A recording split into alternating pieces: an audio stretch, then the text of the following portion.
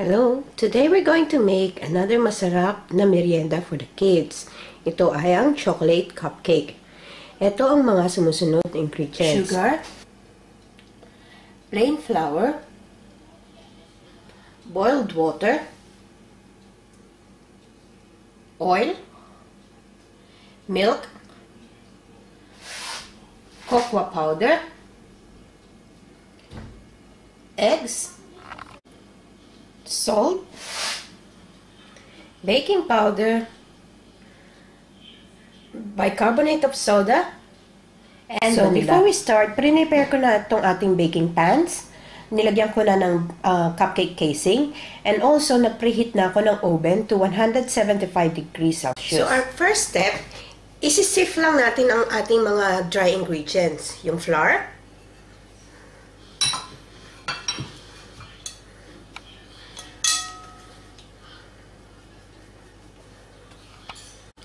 yung cocoa powder,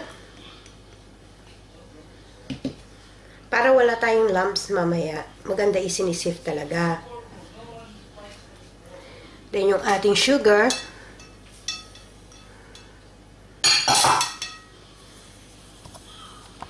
lagay na rin natin yung ating bicarbonate of soda, baking powder, and yung ating salt.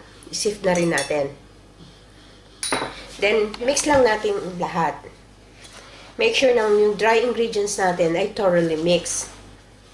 So, thoroughly mixed na yung ating dry ingredients. Gumawa lang tayo ng well sa gitna. And then, ilalagay na natin yung ating mga liquid ingredients.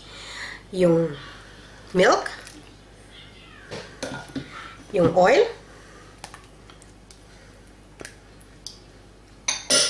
yung eggs, yung vanilla. So, i-mix muna natin itong maigi using a hand mixer or a wire whisk. So, it's up to you kung anong gusto nyo gamitin.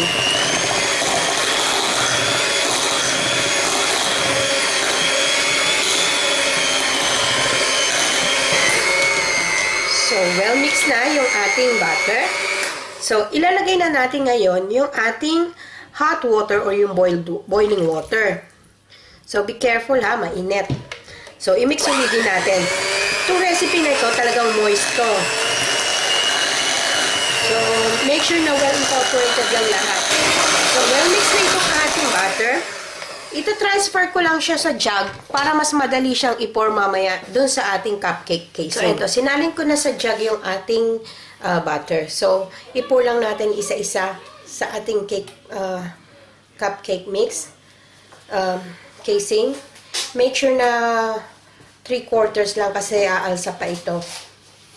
So, ituloy lang natin itong proseso na ito hanggang matapos natin lahat. Na-preheat ko na itong oven to 175 degrees. Ibibake na natin itong ating cupcake.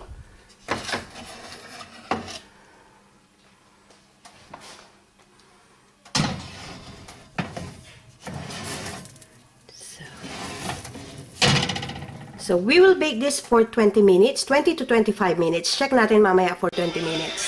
So, this one's been baking for 20 minutes now. So, i-check lang natin yung doneness. Tusok lang tayo ng stick sa middle. So, wala nang sumama dun sa stick. So, this one is ready. So, pwede na natin siyang patayin. And then, let it cool down. And here's the chocolate cupcakes with mascarpone cheese sprinkled with choco chips, ready for delivery. Sana i-try nyo itong recipe na ito and share it with your friends. Hanggang sa susunod kong video, magkita-kita ulit tayo. Salamat! Bye!